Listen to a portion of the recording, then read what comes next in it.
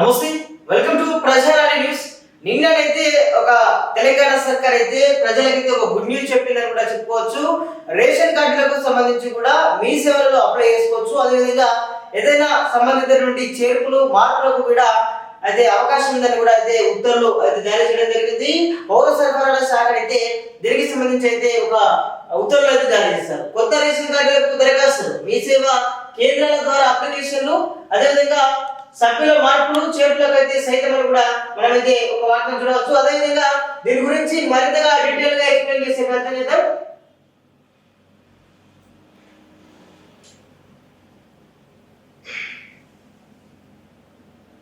కొత్త రేషన్ కార్డులకు దరఖాస్తులు, మీ సేవా కేంద్రాల ద్వారా అవకాశం అని కూడా మనం చెప్పడం జరిగింది.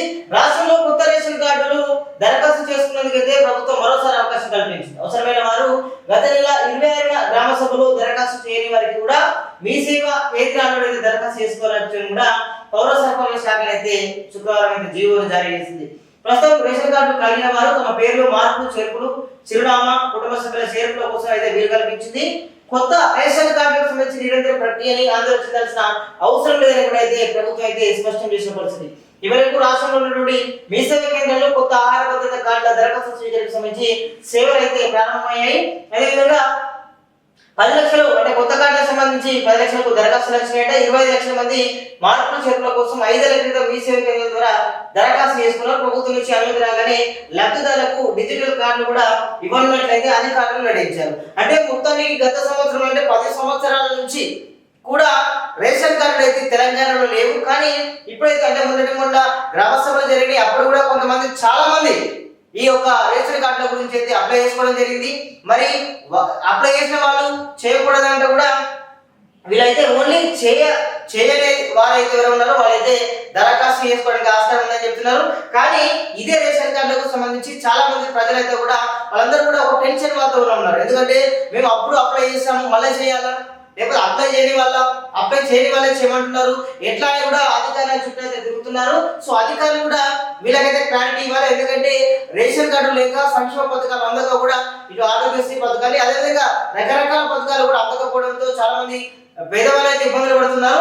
దీనిపైన అనేది ఇప్పటికైనా క్లారిటీ ఇవ్వాలి. ఎందుకంటే రేషన్ కార్డులు అనేది గత 10 సంవత్సరాలు ఇప్పుడు కూడా వాళ్ళ పిల్లలు 7, 8, 10 సంవత్సరాల్లో కూడా రేషన్ కార్డులు రాలేదు. అయినా కూడా ఇప్పుడు ఒకే కాంగ్రెస్ సర్కార్ అయితే వారికి అందరికీ తీపి కబురు చెప్పింది. తీపి కబురు చెప్పడమే కాదు, అందరికీ కూడా డిజిటల్ కార్డు కూడా అందిస్తే బాగుంటుంది. అధికారులు అయితే చెప్తున్నారు డిజిటల్ కార్డు ఇస్తామని. కానీ ప్రత్యేకంగా డిజిటల్ కార్డు ఇస్తే వారు అనేక రకాలుగా యొక్క రేషన్ కార్డు నుంచి రకరకాల పథకాలను కూడా లబ్ధి పొందేందుకు అయితే ఆస్కారం ఉంటుంది.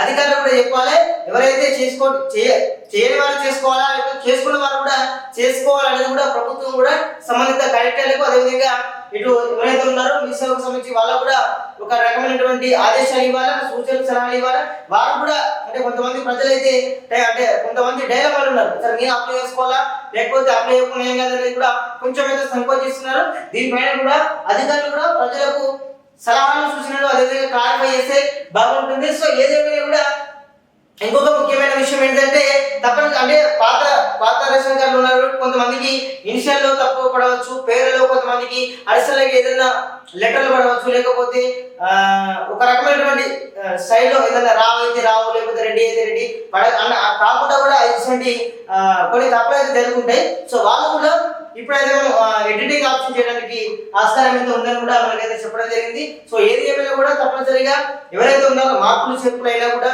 లేకపోతే ఫ్యామిలీ మెంబర్ యాడింగ్ అయినా, లేకపోతే ఇంకొక ఏదైనా అడ్రస్ చేంజింగ్ అయినా కూడా ఇలాంటి మార్పులు చేర్పులకైతే ప్రభుత్వం అయితే ఉత్తర్వులు జారీ చేసింది. అదేవిధంగా జీవోను కూడా జారీ చేసింది. ఇంకా కూడా ఎవరైతే రేషన్ కార్డులు లేవో, అదేవిధంగా ఎవరైతే రేషన్ కార్డులకు అప్లై చేసుకోలేదో వాళ్ళంతా కూడా మీ సేవా కేంద్రాలకు వెళ్ళండి. సరే ఒకటి రోజు అటో ఇటో కానీ ఇది ఎప్పటికీ నిరంతరం జరిగే ప్రక్రియను కూడా ప్రభుత్వం అయితే ఇప్పటికే జీవో జారీ చేయడం జరిగింది. కానీ ఇది లాస్ట్ డేట్ రేపే మాపే ఏదో అది అంటే ఎవరో అయితే ఇబ్బందులు పడకండి, పెన్షన్ వాతావరణానికి లోపడైతే ముందుకెళ్ళకండి. ఇది నిరంతర ప్రక్రియ అయితే ప్రభుత్వం చెప్పడం జరిగింది. తప్పనిసరిగా రేషన్ కార్డులకు సంబంధించి కూడా ఇంకా కూడా అధికారులు అయితే కొంచెం ప్రజలకు సలహాలు, సూచనలు ఇస్తే బాగుంటుంది. సో దీనిపైన క్లారిటీ ఇచ్చే ప్రయత్నం అయితే అధికారులు చేయాలని కూడా మేమైతే కోరుతున్నాం. సో ఏదేమైనా కూడా రేషన్ కార్డులకు సంబంధించి ప్రభుత్వం అయితే ఒక మంచి కార్యక్రమంగా ముందుకు వెళ్తున్నారు. ఎందుకంటే రానున్న రోజుల్లో కూడా స్థానిక సంస్థల ఎన్నికలు రాబోతున్నాయి.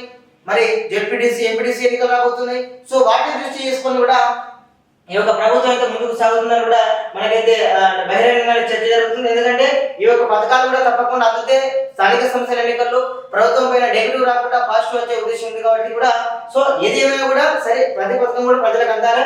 ఈ పథకాలు అయితే వాళ్ళు చెప్తామన్నారు, చెప్పారు, అది కూడా ఆశలు నెరవేరే అవకాశం అయితే మనకైతే స్పష్టంగా కనిపిస్తున్నాయి. మళ్ళొకసారి ఏంటంటే అధికారులు కూడా తప్పనిసరిగా దీనిపై క్లారిటీ ఇచ్చే ప్రయత్నం అయితే చేయాలని కూడా మేమైతే కోరుతున్నాం. సో ఇది రేషన్ కార్డులకు సంబంధించినటువంటి ఐటమ్.